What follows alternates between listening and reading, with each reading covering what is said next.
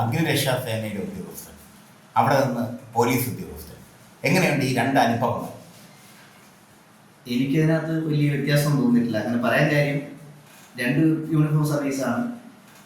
രണ്ടിൻ്റെയും മോട്ടോ അത് നമ്മൾ ആപ്തവാക്യം ഒന്ന് തന്നെയാണ്, ജനങ്ങളുടെ ജീവനും സ്വത്തിനും സംരക്ഷണം നൽകുക എന്നുള്ളതാണ് രണ്ട്. അതിനകത്ത് അഗ്നിരക്ഷാ വകുപ്പിൽ ഞാൻ 2007 ജോയിൻ ചെയ്ത ആളാണ്. 2018 വരെ ഞാൻ ഒരു ഫയർമാനായിട്ട് ജോലി ചെയ്ത ആളാണ്.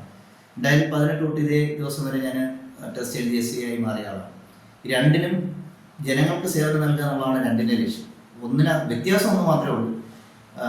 പോലീസ് ആകുമ്പോൾ ചിലപ്പോൾ സന്തോഷത്തിലും സങ്കടത്തിലും എല്ലാം പോലീസിനെ വിളിക്കുകയും ഓർക്കുകയും ചെയ്യും. പക്ഷേ ഒരു അഗ്നിരക്ഷാസേന എന്ന് പറഞ്ഞാൽ നമുക്ക് ഒരു ആപത്ത് വരുമ്പോൾ മാത്രമേ നമ്മൾ പെട്ടെന്ന് ഒരു ഫയർഫോഴ്സിനെ കുറിച്ച് ഓർക്കാറ്. ഫയർമാൻ എന്ന സിനിമ പോലെ അതന്നെ നമുക്ക് എപ്പോഴും അതിനകത്ത് കൃത്യമായിട്ട് അദ്ദേഹം പറയുന്നുണ്ട്, നായകനായിട്ടുള്ള മമ്മൂട്ടി പറയുന്നുണ്ട്, ഏത് ആപത്തിലും നിങ്ങളെ 101 എന്നുള്ള നമ്പറിൽ വിളിച്ചാൽ മതി, അവിടെ ഒരു അഗ്നിരക്ഷാസേന ഉണ്ടാവും എന്നുള്ളത്. അത് സന്തോഷമാണ്. കാരണം ഞാൻ എപ്പോഴും പറയും, എനിക്ക് ഇതിനകത്തേക്ക് പോലീസിലേക്കുള്ള എല്ലാ നല്ല കാര്യങ്ങളും അല്ലെങ്കിൽ ഒരു മനസ്സ് തുറന്ന് സംസാരിക്കാനൊക്കെ ഉള്ളൊരു സാഹചര്യം ഉണ്ടായിട്ടുള്ള ഉറപ്പായിട്ടും അതിൻ്റെ ബാക്കിൽ ഞാൻ അഗ്നിരക്ഷാസേന അന്ന് ആയതുകൊണ്ടാണ്. കാരണം ഒത്തിരിയും സ്ഥലങ്ങളിൽ കായലുകളിലായാലും കിണറ്റിൽ ഏറ്റവും കൂടുതൽ ബോഡി ജീവൻ രക്ഷിച്ച ഒരാളാണ് ഞാൻ. അങ്ങനെ 2019 എനിക്ക് മുഖ്യമന്ത്രിയുടെ ഫയർ സർവീസ് മെഡൽ നേടിയ ആളാണ്. അതൊരു ഭാഗ്യം കിട്ടിയെന്ന് പറഞ്ഞാൽ ഒരിക്കലും സർവീസ് വിട്ടുപോയ ഒരാൾക്ക് സാധാരണ ഒരു സർവീസിൽ നിന്നുള്ള മെഡൽ പിന്നെ കൊടുക്കാറില്ല. ഞാൻ 2018 ഫയർ സർവീസിൽ നിന്ന് വിട്ടുപോയി പോലീസിലേക്ക് വന്ന ആളാണ്. പക്ഷേ 2019 മുഖ്യമന്ത്രിയുടെ മെഡൽ എനിക്കായിരുന്നു. അതൊരു വലിയ സന്തോഷമാണ്. കാരണം നമ്മളെ ചെയ്ത പ്രവർത്തികൾക്ക് ഡിപ്പാർട്ട്മെന്റ് നമ്മളെ കരുതി എന്ന് പറയുന്നത് രണ്ടും ആഭ്യന്തര വകുപ്പിന് കീഴിലുള്ളതുമാണ്.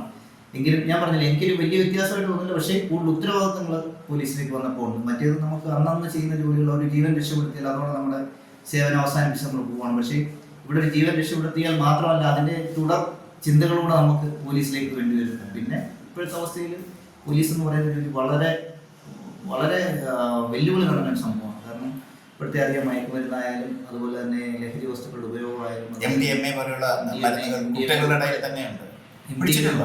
MDMA എനിക്ക് കിട്ടി. എൻ്റെ ലിമിറ്റിൽ അങ്ങനെ വലിയ കഞ്ചാവിൻ്റെ ചെറിയ ഉപയോഗം ഉണ്ടെങ്കിൽ വലിയ ബൾക്ക് ക്വാണ്ടിറ്റി എനിക്ക് പിടിക്കാൻ പറ്റിയിട്ടില്ല.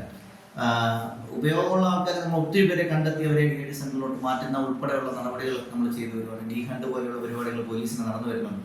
ഇതിൻ്റെ ഫലമായിട്ട് വിപുലമായ പരിപാടികൾ നമ്മളും ചെയ്യുന്നുണ്ട്.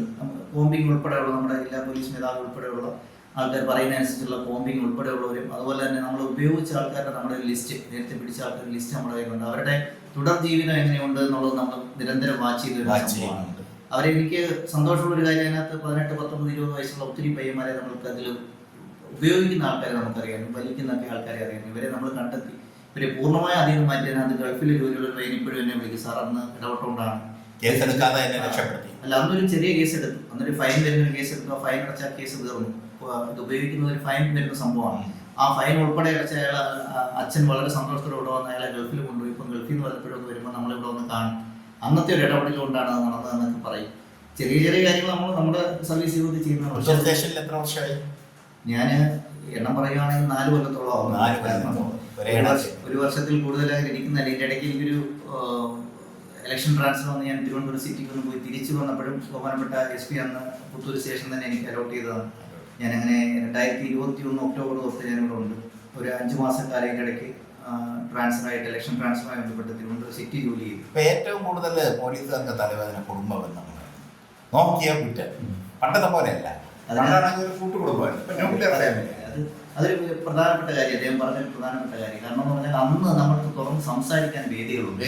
ഇപ്പം ഞാൻ പറഞ്ഞില്ലേ, എൻ്റെ വീട്ടിൽ ചെന്നാൽ പോലും ഒരു റൂമിനകത്ത് 4 റൂമാണ്. കാരണം ഒരു മൊബൈൽ ഫോൺ, പണ്ട് നമ്മളൊരു TV കാണണമെന്ന് പറഞ്ഞാൽ ആ TV-യിൽ ശ്രദ്ധിച്ചാൽ നമ്മൾ എല്ലാവരും കൂടെ ഒരുമിച്ചിരുന്നായിരിക്കും TV കാണും. ഇന്ന് ഞാൻ ക്രിക്കറ്റ് കാണുന്നതെങ്കിൽ എൻ്റെ അച്ഛനെ കാണുന്ന സിനിമയായിരിക്കും. നമ്മൾ മാറ്റിയിട്ട് നമ്മൾ അഡ്ജസ്റ്റ് ചെയ്ത് മാറ്റിയിട്ട് അച്ഛന് സിനിമ കാണിച്ചു കൊടുക്കും. അമ്മയ്ക്ക് സീരിയലായിരിക്കും കാണുന്നത്. ഭാര്യയ്ക്ക് ചിലപ്പം ഒരു പാട്ടായിരിക്കും കേൾക്കുന്നത്. ഇതെല്ലാം കൂടെ ഒരൊറ്റ TV ആയിരുന്നു.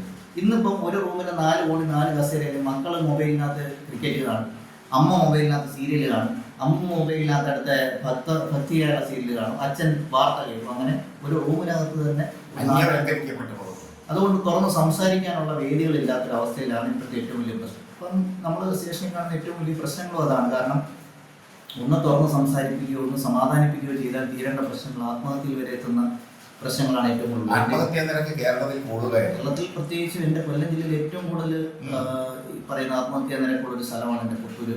അത് കൂടുതൽ ഹാങ്ങിങ് ആയാലും ഇതുപോലെ കല്ലടയാറിൻ്റെ സ്റ്റേഷൻ പരിധിയെ കവർ ചെയ്താണ് ഒഴുകി പോകുന്നത്. കല്ലടയാറിൽ വീണെന്ന ഒരാഴ്ച മുമ്പ് കൂടെ ഒരു 9ാം ക്ലാസ്സിൽ പഠിക്കുന്ന ഒരു പയ്യൻ ഡിപ്രഷനൊക്കെ ഉള്ള മകനായിരുന്നു. അവൻ പോലും ആറ്റിൽ വീണ് മരിക്കുന്ന ഒരു സംഭവം ഉൾപ്പെടെ ഉണ്ടായി. ഒരു വലിയ വിഷമമുള്ള സംഭവം. ഡി അഡിക്ഷൻ സെന്ററിൽ എവിടെയാണ് വിടുന്നത് ഇവിടുന്ന് പോലീസ്? ഡി എഡ് സെന്ററിൽ വലിയൊരു സഹായമുള്ളത് പുത്തൂർ സോമരായ സാർ അല്ല നമ്മുടെ അല്ലെ സോമരായ സാർ നടത്തുന്ന നമ്മുടെ ഗാന്ധി ഭവനുണ്ട്. ഗാന്ധി ഭവനുമായിട്ട് ബന്ധപ്പെട്ട് ഞങ്ങളുടെ ഗാന്ധി ഭവന്റെ ഒരു അനക്സ് നമ്മുടെ പുത്തൂർ വർക്ക് ചെയ്യുന്നുണ്ട്. അവരുമായിട്ട് വലിയ ബന്ധമാണ് പോലീസിനുള്ളത്. കാരണം നമ്മൾ ചിലപ്പം വീടുകളിൽ നോക്കാൻ വയ്യാതെ വളരെ അവശതയിൽ കിടക്കുന്ന ആൾക്കാരെല്ലാം ഞങ്ങൾ കൊണ്ടെത്തിക്കുന്ന ഒരു സ്ഥലമാണ് ഈ ഗാന്ധി ഭവൻ എന്ന് പറയുന്നത്. ഗാന്ധി ഭവനുമായിട്ട് ബന്ധപ്പെട്ട് അവർക്ക് മിത്രപുരത്ത് അടൂർ മിത്രപുരത്ത് അവർക്കൊരു ഡി എഡ് സെന്റർ ഉണ്ട്.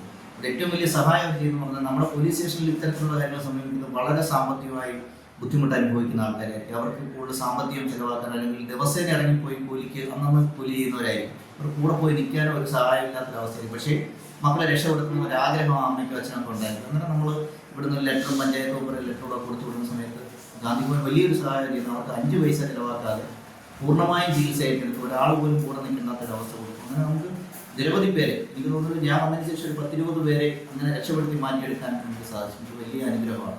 മനസ്സ് മടുത്തുപോയ അല്ലെങ്കിൽ കരഞ്ഞു പോയ ഒരു നിമിഷമുണ്ടോ ഈ യൂണിഫോം സ്റ്റേഷൻ?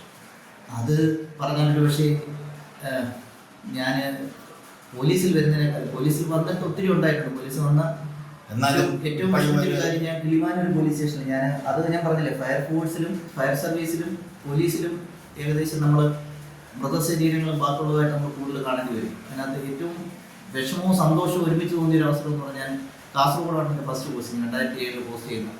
അന്ന് ഞാൻ ട്രെയിനിങ് ആയിട്ട് ചെല്ലുന്ന സമയത്ത് ഒരു കോള് സ്റ്റേഷനിൽ നിന്ന് വന്നു. സ്റ്റേഷനിൽ വന്ന ഇങ്ങനെയാണ്,